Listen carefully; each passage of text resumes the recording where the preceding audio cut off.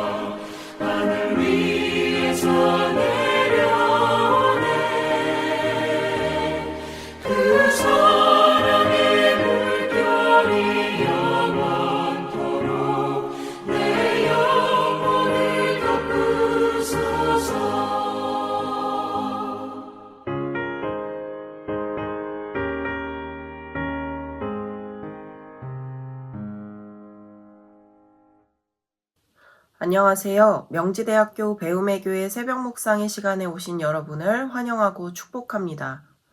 새해에도 하나님의 위로가 되어 세상에 하나님의 위로를 전하는 우리가 되길 축복합니다. 오늘 함께 보실 말씀은 신약성경 마태복음 10장 26절에서 31절까지의 말씀입니다. 새번역 성경으로 함께 봉독하시겠습니다. 그러므로 너희는 그들을 두려워하지 말아라. 덮어둔 것이라고 해도 벗겨지지 않을 것이 없고 숨긴 것이라고 해도 알려지지 않을 것이 없다. 내가 너희에게 어두운 데서 말하는 것을 너희는 밝은 데서 말하여라. 너희가 귓속말로 듣는 것을 지붕 위에서 외쳐라. 그리고 몸은 죽일지라도 영혼은 죽이지 못하는 일을 두려워하지 말고 영혼도 몸도 둘 다 지옥에 던져서 멸망시킬 수 있는 분을 두려워하여라.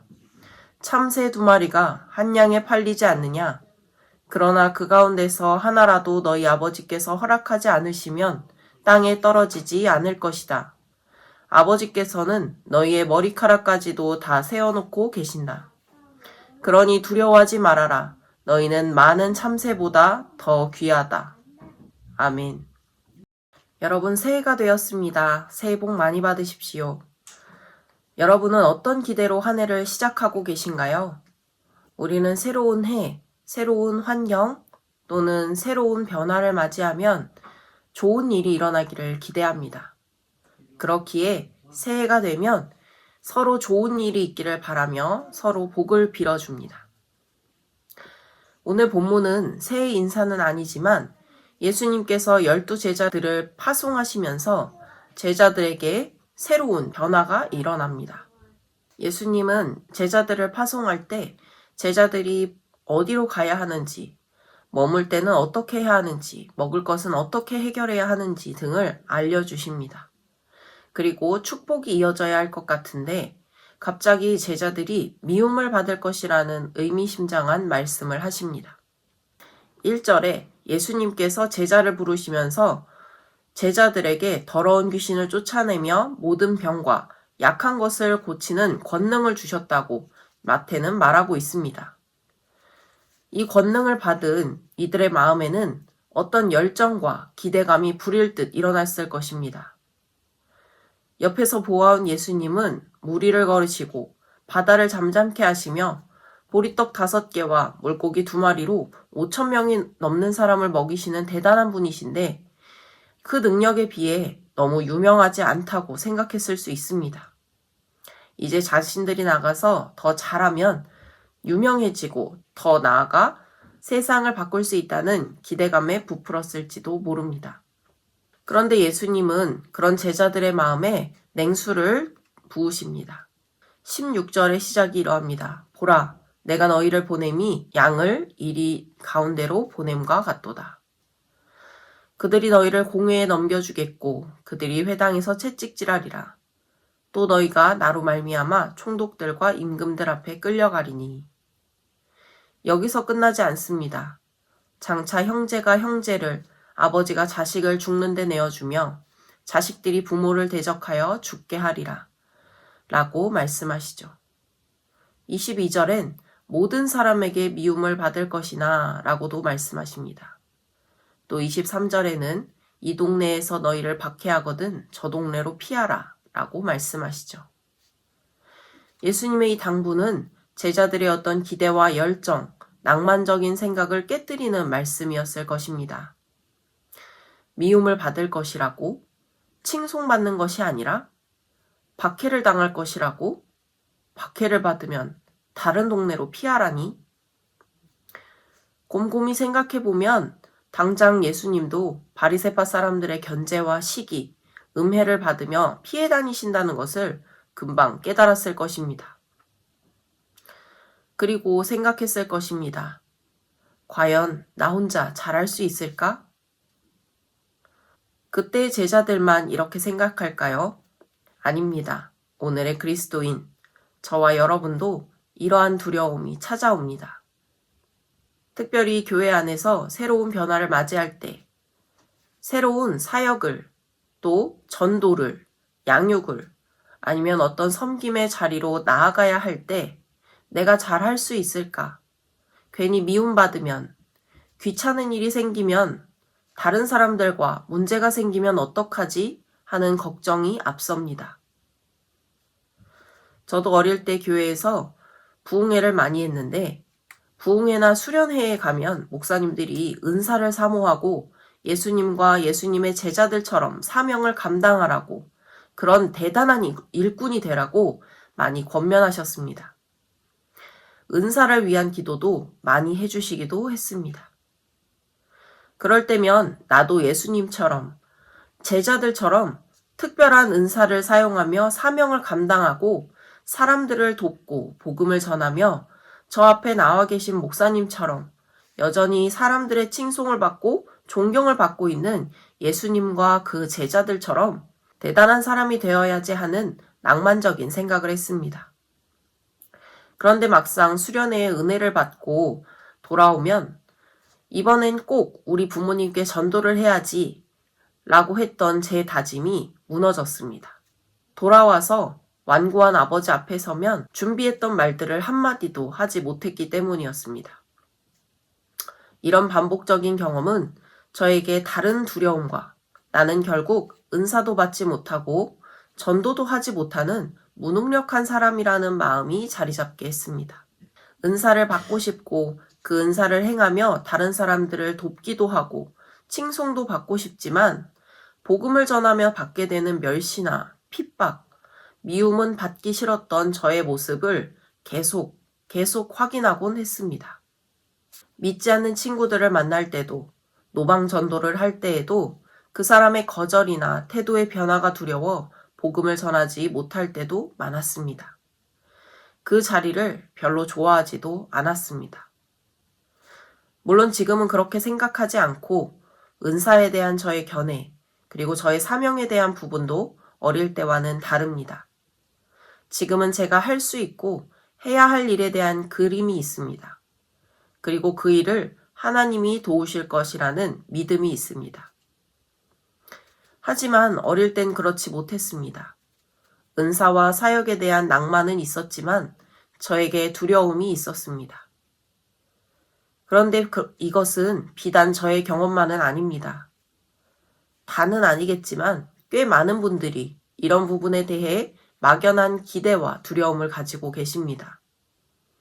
그래서 정작 복음을 전할 때 전하지 못하고 전하지 못하는 내가 부끄러워 숨기는 그런 일들이 반복되곤 합니다.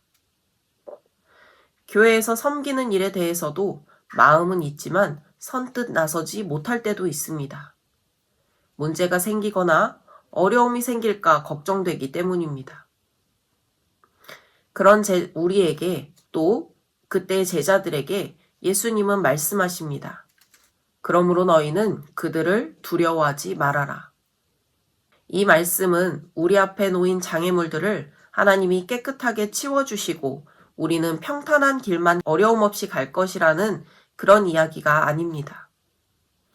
제가 수련회 때 은혜를 받고 부모님을 위해 기도하고 집에 돌아갔지만 여전히 완고한 아버지를 마주했던 것처럼 갑자기 그 사람의 태도가 돌변하고 그 사람이 부정하지 못할 만한 놀라운 일을 행할 초인적인 능력이 저에게 생기지 않습니다. 그러나 그 두려움의 실체를 마주할 자존감의 근원이 되어주신다고 말씀하십니다.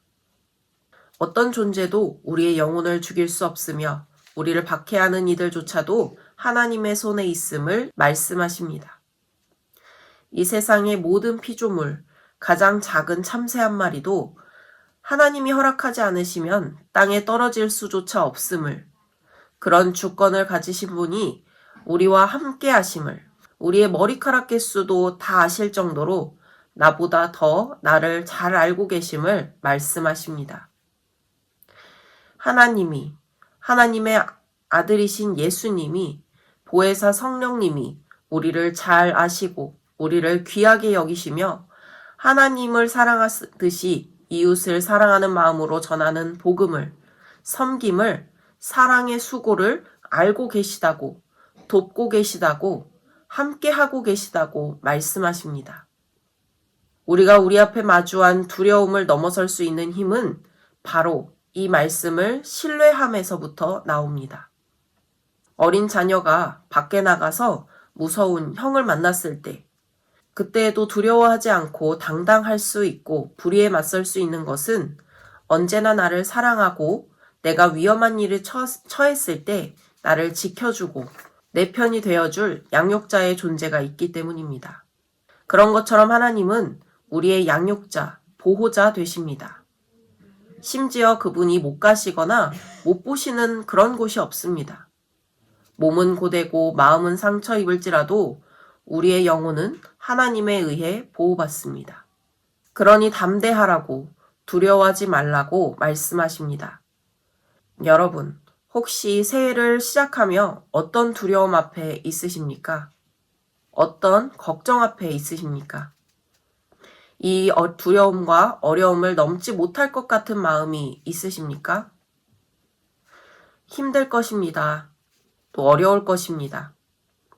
항상 좋은 일만 있지는 않을 것입니다. 믿는 자만 그런 것이 아니라 인생이 그렇습니다.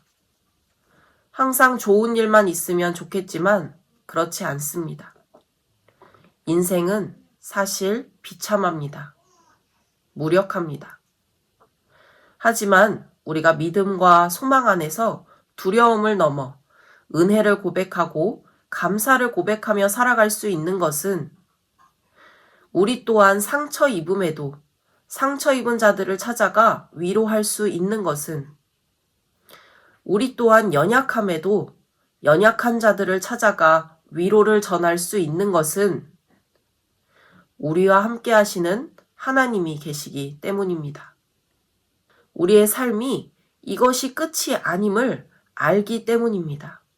언젠가 예수님이 다시 오실 그때에 이 땅의 모든 아픔과 눈물이 씻기고 압제받았던 자들이 자유케 되고 상처 입은 자들이 회복되어지며 공의가 바로 서고 완전한 사랑이 임하실 것임을 우리가 알기 때문입니다. 지금의 어려움은 잠깐임을, 이 어려움 너머에는 이 어려움보다 더 큰 열매가 있음을, 이 수고 뒤에는 이 수고를 잊어버릴 만한 보람찬 결과가 있음을 알기 때문입니다. 예수님의 제자로서 이제는 하나님의 위로를 전해야 할 우리 배움의 교회 성도님들과 또 막막한 두려움과 어려움 가운데 숨고르기를 하며 웅크리고 계셨던 분들께 이 말씀을 통해 위로를 전합니다. 그리고 권면합니다. 담대하십시오. 예수님께서 함께 하십니다. 함께 기도하시겠습니다. 하나님, 우리를 자녀로, 제자로 불러주심에 감사드립니다. 제자로 부름받았지만 미움받을까, 박해받을까, 멸시받을까 두려워 나아가지 못했던 저희를 누구보다 잘 아시는 주님, 오늘 말씀을 통해 우리의 마음 가운데 선한 용기를 불어넣어 주시옵소서. 아직 일어나지 않은 미움과 박해로 주저하기보다 그 너머에 있는 한 영혼의 귀중함, 사랑의 수고로 맺을 열매를 바라보며 나아가게 하여 주시옵소서. 주님을 사랑하기에 사랑의 수고를 아끼지 않는 주의 자녀들을 도우시고 함께하여 주시옵소서. 그들을 통해 주님의 나라가 확장되고 예수님을 알지 못하는 자들이 예수님을 알게 되고 돌아오는 역사가 있게 하여 주시옵소서. 약한 자의 위로자 되시는 예수님의 이름으로 기도드립니다. 아멘. 우리 함께 손잡고 가세. 조금 느리고 어려울지라도 주님 부르신 그 감격 붙잡고 손잡고 함께 가세.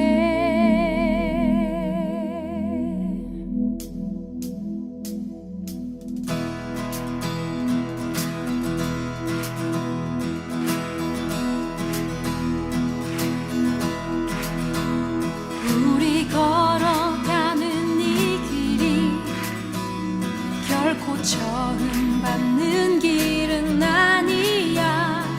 수천 년 동안 온 땅 곳곳에서 주님 따른 흔적 있으니 우리 걸어가는 이 길이 낯설고 두려워 보일지라도 삶의 무게를 뚫고 흘러들어오는 주님 부활의 생명을 봐 우리 함께 손잡고 가세 조금 느리고 어려울지라도 주님 부르신 그 감격 붙잡고 손잡고 함께 가세